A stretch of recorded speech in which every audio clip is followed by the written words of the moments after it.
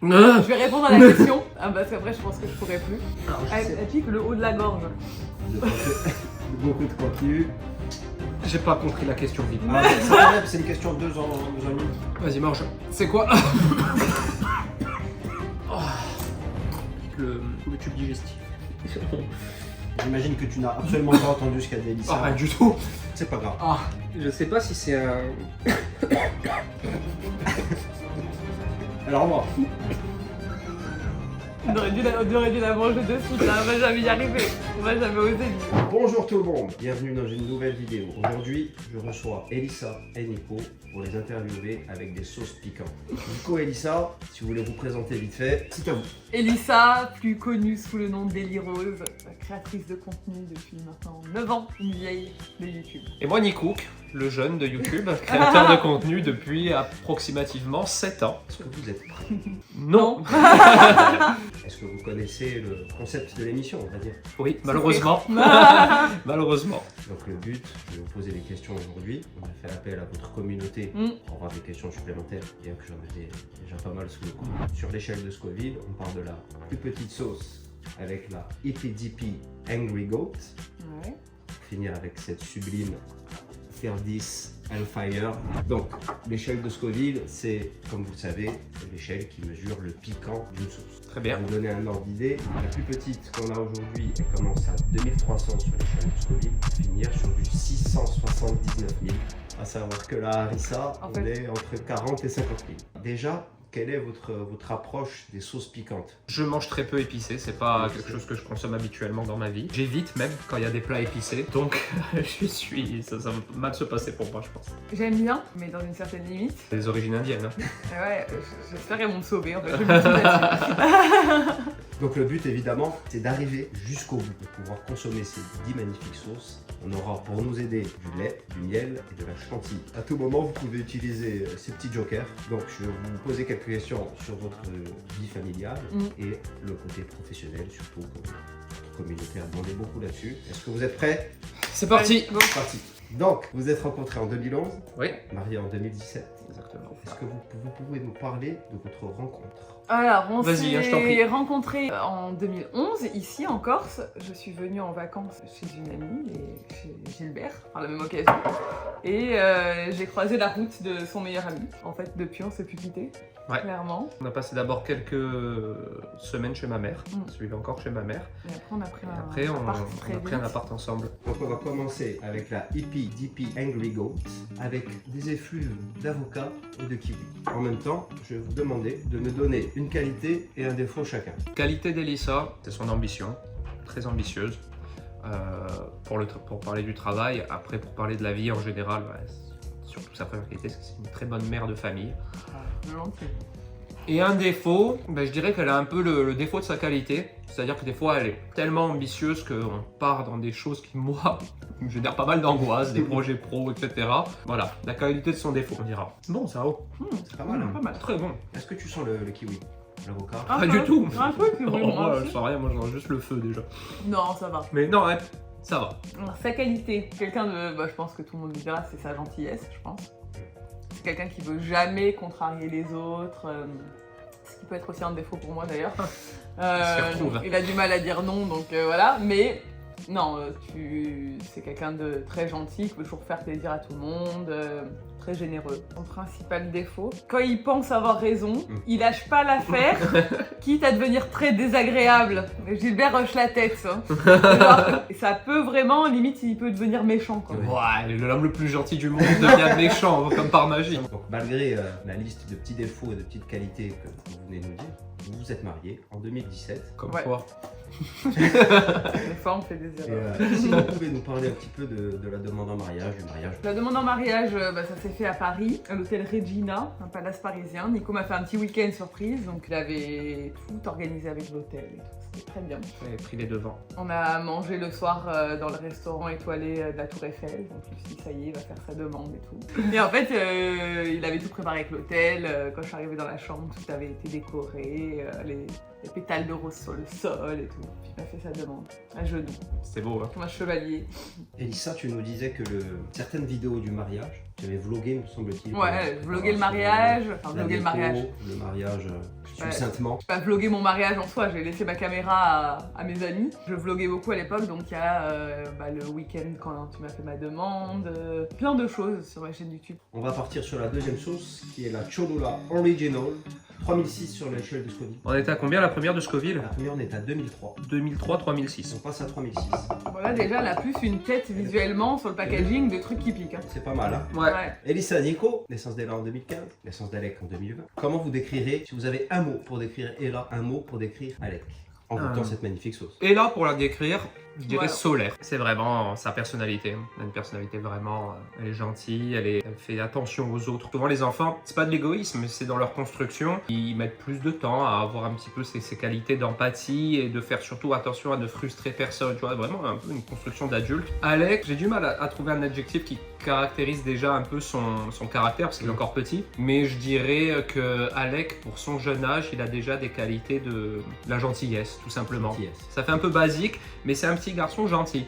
Parce que c'est un peu l'âge aussi, 4 ans de ces charnières où tu peux un peu commencer à te castagner avec tes copains et tout. Et il est vraiment dans la non-violence. Parce que les petits garçons, c'est virulent.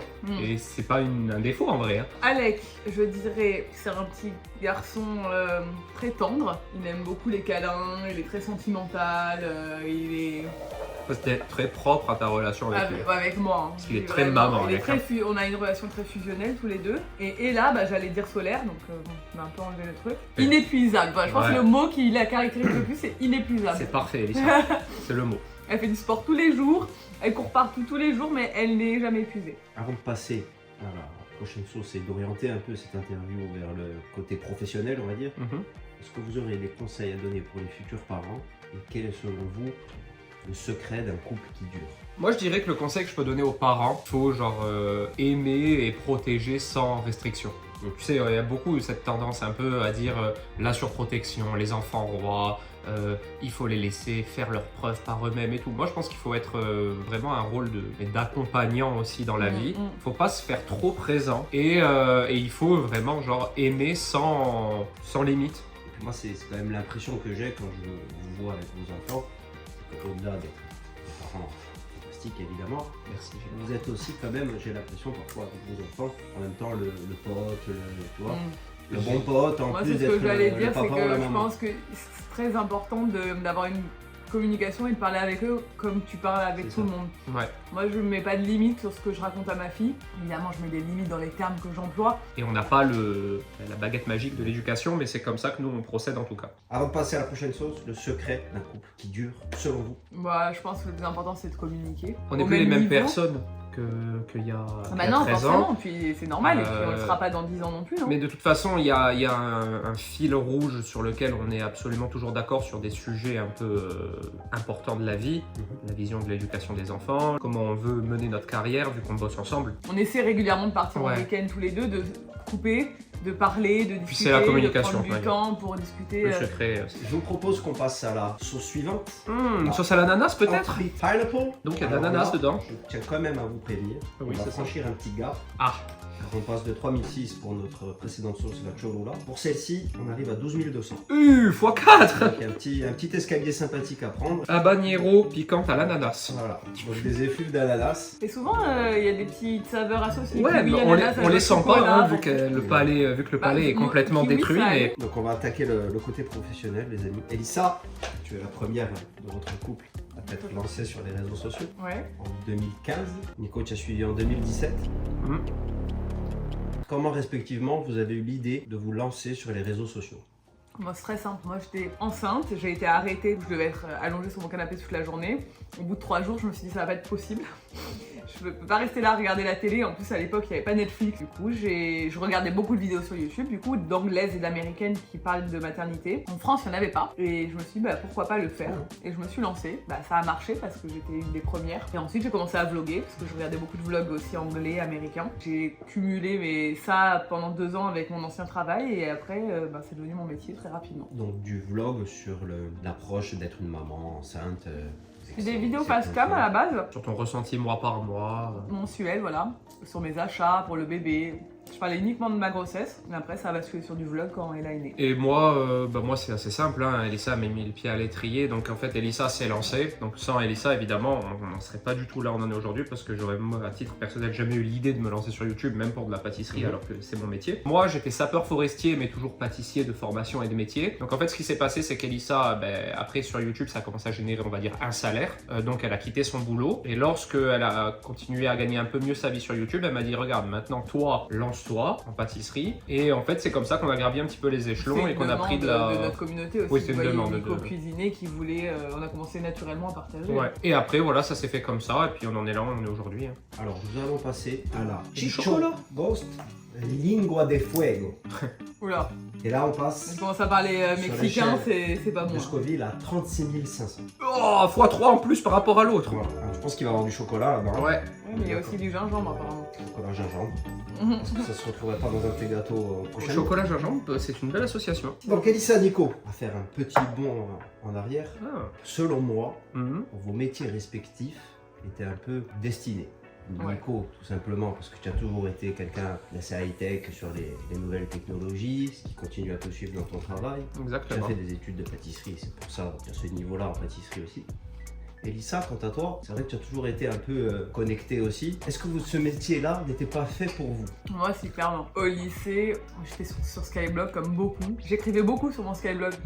Et genre, je me souviens une fois, j'avais quand même beaucoup de visites sur mon Skyblog tous les jours. Tant ça n'existait pas le métier d'influenceur à l'époque. Hein. Voilà, il y avait des blogueuses. Une fois, je suis allée à Leclerc, je me souviens. La caissière m'a dit « Ah, mais c'est vous qui avez le Skyblog !» Et là, je me suis dit Ma carrière d'influenceuse. wow. Donc en fait, j'avais un truc prédestiné quand même un peu. Moi, destiné à faire ça, je sais pas, bon, même si j'ai toujours été très fan de nouvelles technologies, je pense pas que j'étais, moi, par rapport à Elissa, conçu pour m'exposer, parler et tout. Ça a été vraiment, moi j'ai fait un travail sur moi pour en arriver là. Moi, je m'imagine plutôt, par contre, fin de carrière là-dedans, plutôt être en mode streaming, des lives de discussion, tu vois, ça me plaît. Donc, et avant de passer à une autre sauce, dernière petite question sur ce côté destiné professionnel. Qu'est-ce que vous auriez fait si vous n'aviez pas fait le métier de créateur de contenu? En fait, moi, la pâtisserie, c'est ma vraie passion et c'est ma formation professionnelle. Mais j'ai tellement été déçu du métier dans mes premières années de formation. Et du coup, j'avais trouvé un certain confort chez les sapeurs forestiers avec un groupe de personnes que j'adorais, etc. Et j'aurais été capable de faire carrière là-dedans et de passer un peu à côté de ma passion. Moi, je serais pas restée conseillère en formation, j'étais très malheureuse. J'étais pas du tout épanouie. J'ai jamais été épanouie de toute façon dans aucun de mes boulots salariés. J'avais lancé les Rose Factory à ce moment-là. Si les réseaux n'avaient pas pris le pas en termes de temps sur ça, je me serais lancée, j'aurais ouvert une boutique en ligne, je pense, ou j'aurais fait quelque chose dans ce style-là. On passe à la prochaine sauce. Allez, Est-ce que ça vous va? Ça me va très bien. On a la Horseradish Torch Bearer. Et une tête en feu normalement sur la Ouais, base. une tête en feu. Ça doit être une Oh, torche. elle est épaisse. Hein. Un bon velouté. Hein. Ouais, c'est un Donc potage. là, pour la petite info, on Là, était à 36 il y a du 500 poivron là-dedans. avec la Cinco Lingua de Fuego. Mhm. Là, on passe à 52 000. On commence à 52 000. sentir l'odeur du piment là. Donc, Elissa, Nico. Mhm. Donc, 9 ans pour Elissa sur les réseaux, 7 ans pour Nico. Quelle est l'expérience la plus satisfaisante que vous ayez vécue avec les réseaux? Et à contrario, l'expérience la plus gênante, la plus embêtante que vous ayez vécue aussi? Une seule.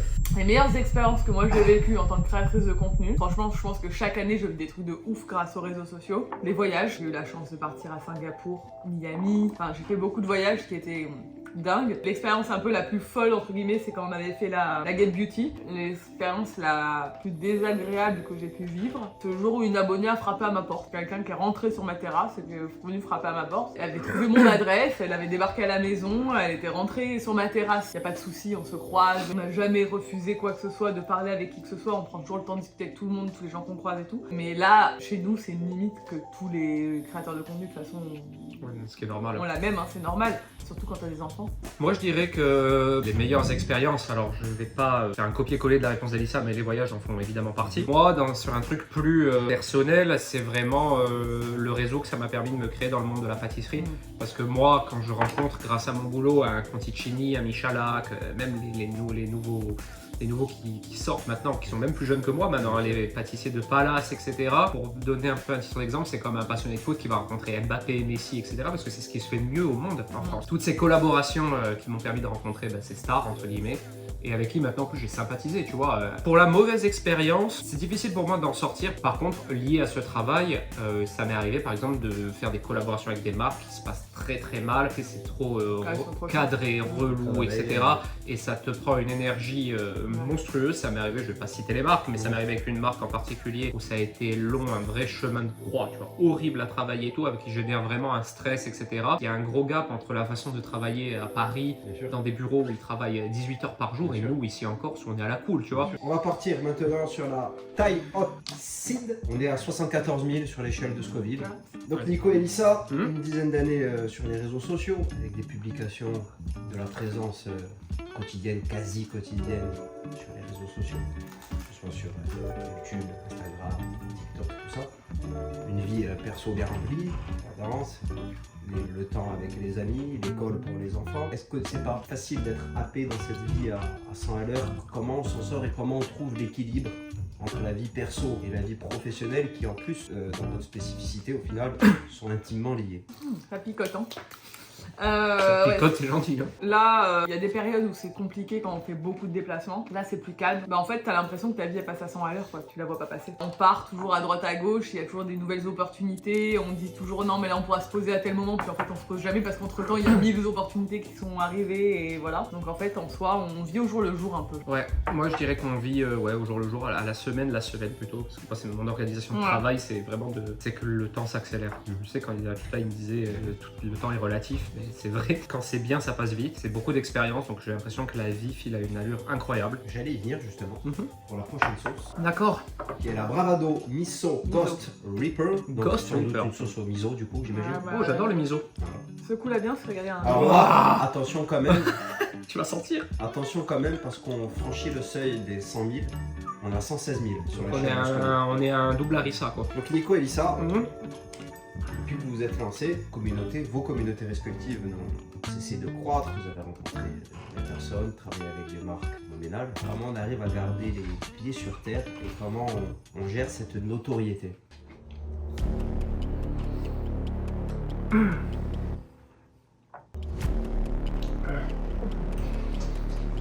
Comment on arrive à garder les pieds sur terre? Alors là, il faut les garder déjà même.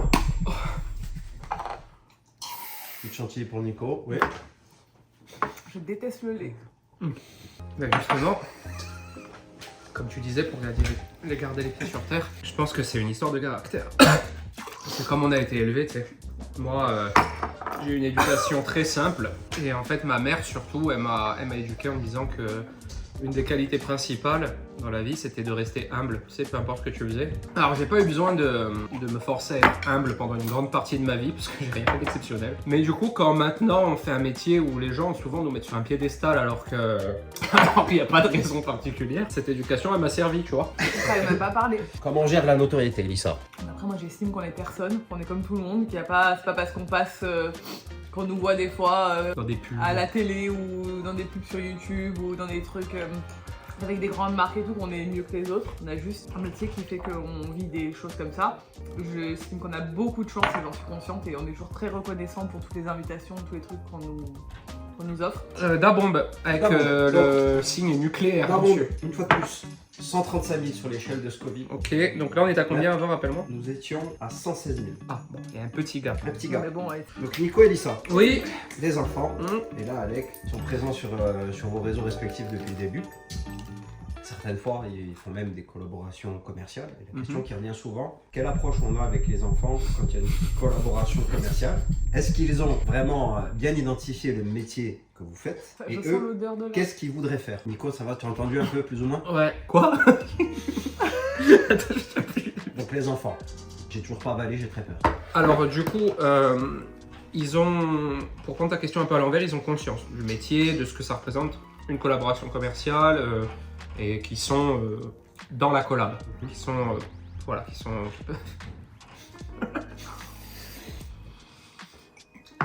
Ils ont conscience qu'ils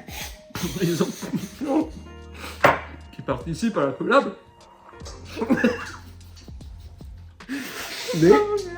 Mais alors, ils ont conscience qu'ils participent à la collaboration commerciale. Ils sont protégés. Ça, on l'a fait depuis le début avec Elissa. On met un point d'honneur à ça parce que avant que véritablement tout ça ne soit plus nébuleux et soit officiel avec des lois et Il est tout. rouge. Quand un enfant apparaît sur une collab, il est protégé, il est assuré. Il a des temps d'heures de travail à respecter. Il est rémunéré. Il est rémunéré surtout. Contrat de Mankind aussi. Exactement. Et ses sous vont directement sur un compte bloqué à la caisse des dépôts, dont on ne peut vraiment pas toucher. C'est-à-dire que même nous, Ça, si les- demain on c'est doit un- vendre la maison, mais on n'aura pas accès à leur argent. Ils l'auront auront accès à 18 ans. à 18 ans.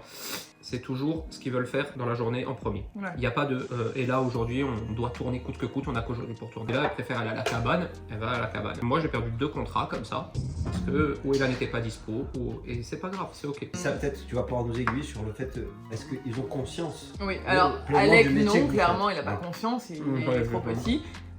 Mais on fait avec lui comme on fait avec Ella. Bah, on sent s'il a envie, il fait, s'il n'a pas envie, voilà. Mais après, Alec, on accepte des collaborations qui sont faciles à réaliser pour lui, qui vont juste le faire jouer en fait. Voilà. Après, Ella, on lui demande son avis, on lui présente les produits, on lui demande si elle a envie de le faire. Le point d'honneur aussi qu'on met collaboration des enfants, c'est que rien n'est scripté.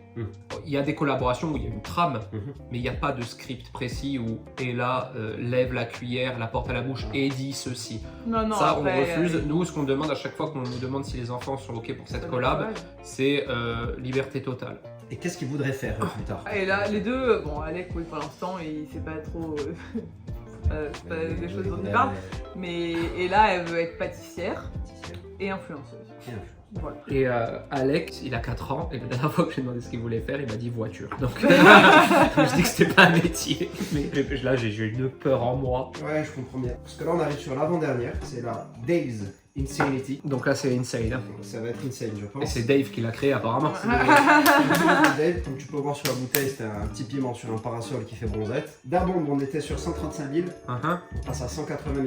Donc Nico Elissa, ce qui est revenu assez souvent aussi comme question, pour vous accompagner dans votre travail depuis quelques temps maintenant, vous avez fait pas mal de choses. Et Rose, tu avais lancé Rose Factory, Nico, tu avais fait des lives sur Twitch, Elissa, tu avais aussi fait le podcast Ambitieuse. Ouais. Bref, vous avez fait un tas de choses, ça vous accompagne au travail très enrichissant et très intéressant. Et la question qui revient souvent, vous qui avez une bonne expérience de l'entrepreneuriat, au-delà de l'expérience réseau évidemment, quel conseil vous donneriez à un futur entrepreneur? Hormis le conseil de ne jamais manger ses sauces. Entoure-toi bien, exactement. Entoure-toi bien. Quand tu peux te permettre de déléguer, délègue. Alors moi, c'est à double tranchant parce que Elle pique le haut de la gorge.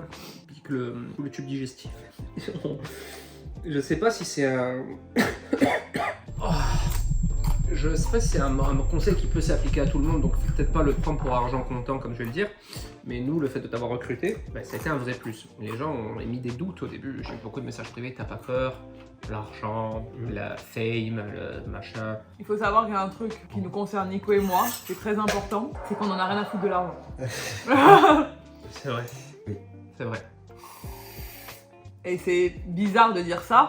Évidemment, on est content de gagner de l'argent, etc. Mais c'est que c'est pas quelque chose pour lequel on vendrait notre âme du tout, quoi. Non, moi je me satisferais totalement d'une vie où alors, le seul truc qui est un peu contradictoire, ce serait ne plus pouvoir voyager. Parce que ça, c'est un privilège. Mais on aime tellement ça que là-dessus, je suis un peu en contradiction avec ce que je dis. Demain, même si je pouvais plus voyager, du moment que mes besoins physiologiques étaient clean et que j'avais pas de soucis à avoir pour payer mon assurance, payer les choses basiques, je suis heureux. Donc les conseils, ce serait bien s'entourer, avoir un bon comptable, ne pas forcément se lancer dans un but uniquement lucratif. Ouais, et Développement évidemment, personnel plutôt. Se lancer dans le but de se développer personnellement et d'être et de faire épanoui. quelque chose que tu aimes. Pas de... Évidemment, le but c'est gagner de l'argent, de gagner sa vie.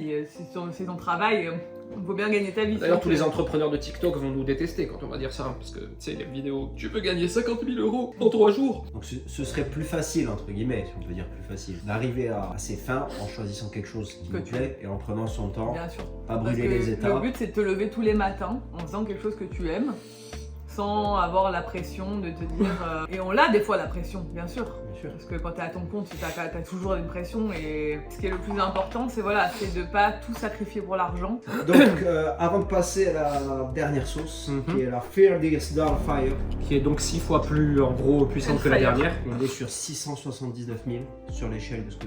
Moi je tenais à vous remercier tous les deux de m'avoir laissé l'opportunité de faire cette vidéo Et qui de me vivre, tenait de à vivre. cœur. Et de... Et de vivre ce moment. Non, de mais... vivre tout court, et parce de vivre que tout là c'est fini maintenant. On va manger ça, c'était...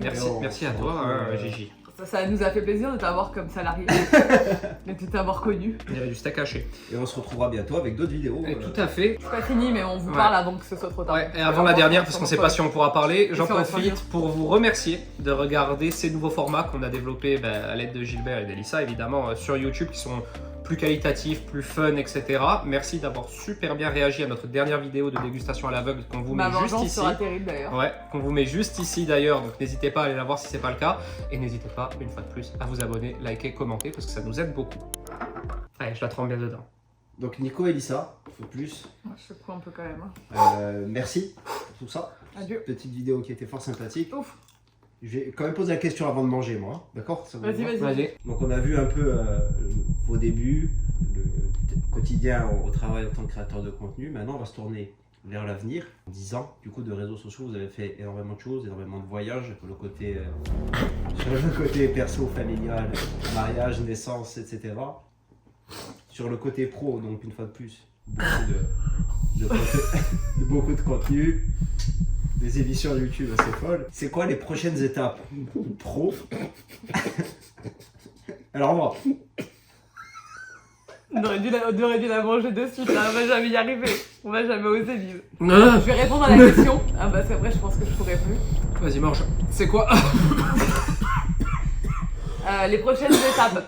les prochaines étapes sur le plan professionnel. Ah. Alors, on vous l'a Oh. annoncé déjà, et ça y est, on avance enfin. Le but, c'est de créer notre, notre outil de travail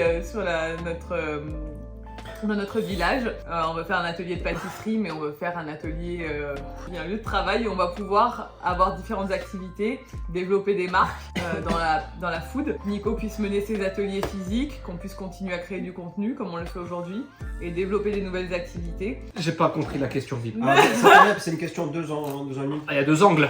J'imagine que tu n'as absolument pas entendu ce qu'a dit Elissa. Ah, rien du tout. C'est pas grave. Ah, Avec tout ce qu'on a vu, tout ce que vous faites, c'est vrai. Ah, vas-y, je réponds. Nico, dans quelle situation vous vous imaginez, ou vous vous imaginez en termes généraux, dans 10 ans? Dans 10 Et ans. qu'est-ce qu'on peut vous souhaiter surtout? On peut nous souhaiter le meilleur. Dans 10 ans. Alors attends, dans 10 ans, j'aurai 48 ans. Je ferai une deuxième lampée histoire de finir. Alors, dans 10 ans, moi, en fait, je me demande. Elle est pas bonne en plus celle-là. Non, elle est pas bonne. Ah, C'est un questionnement que j'ai souvent avec Elissa. C'est de se demander, mais Elissa, comment on va faire pour payer cette maison 25 ans? j'en peux plus de cette phrase. Sachant que je ne vais pas être influenceur jusqu'à 60 ans. Et que les revenus qu'on gagne actuellement sont confortables. Et j'ai du mal à savoir comment je générerai ça sans l'influence. Voilà, ça c'est ce que je lui ai dit. D'accord. Et Du coup, tu n'as pas tout à fait entendu ce qu'a dit Elissa avant, vraiment. Non. On parlait justement de l'atelier, autre chose que... oui, mais je vais y venir. Tu vas y revenir. Mmh. Un petit salto arrière comme ça. Je vais rebondir là-dessus. Hop là. Non, là, le but, c'est de développer des Voilà. activités autour de la pâtisserie dans les années à venir. Nous, comment on s'imagine dans 10 ans avec une ou plusieurs pâtisseries, avec des marques où on vend nos produits parce qu'on a plein d'idées, on peut faire plein de choses. On profite du fait d'être encore influenceur quelques années parce qu'on sait que ça va pas durer toute la vie, on se voit pas faire ça toute notre vie, mais on se dit que là c'est le moment, on est encore bien, les gens aiment bien nous suivre, alors pourquoi pas continuer à faire ce métier, mais on sait qu'après on passera sur quelque chose de plus palpable, c'est vrai que c'est un peu impalpable comme métier. Moi, le but, voilà, c'est ça. Le but, c'est de me servir un peu de ce tremplin de l'influence. Et surtout, ce qui me rassure, moi, c'est ma communauté, en fait. Parce que j'ai vraiment une communauté, j'ai des gens qui me suivent depuis le tout début C'est ça. et qui sont toujours très, très actifs. Et c'est grâce à eux qu'on en vit, justement. Mhm. C'est grâce à ces gens-là. J'ai beaucoup de nouveaux arrivants ces derniers temps, grâce à TikTok notamment. Et du coup, c'est génial parce que c'est des gens vraiment qui adhèrent à ce qu'on fait. Moi, le but, tu le sais, mieux que personne, moi j'aime, c'est le contact physique, c'est être entouré de gens. Tu vois, moi, je suis quelqu'un qui aime les gens. C'est vraiment, voilà, tout à l'heure on parlait de qualité, ou de spécificité de caractère. Moi, la spécificité, c'est que j'aime les gens. Tu vois, je suis pas dans ce truc actuel qui est un peu de dire les humains tous pourris, vivement que la Terre explose, ça fera un reboot, tu sais, les gens qui détestent les êtres humains. Moi, j'adore les humains. Et moi, j'adore être entouré. Et moi, mon but, c'est d'avoir justement cet outil qu'on est en train de construire pour faire de la pâtisserie classique, des ateliers, de la production, Des événementiels. de l'événementiel. Vraiment un outil plus adapté que cet atelier actuel. Tu vois. Un peu plus terre à terre, plus palpable, Ouais. comme tu disais, Elissa, Ouais. plus concret. On entre se guillemets. imagine là-dedans. Après, moi, je pense que je travaillerai toujours dans la com. Je pense que Oui. faire du conseil, tout ça, ça va être toujours. Je pense qu'on sera toujours présent sur les réseaux sociaux, mais ce sera plus notre métier premier. Je pense que ce sera une activité parmi d'autres. Ça marche bien, ça. C'est le mieux. C'est du Yoplait. Si vous voulez sponsoriser la vidéo, c'est cadeau.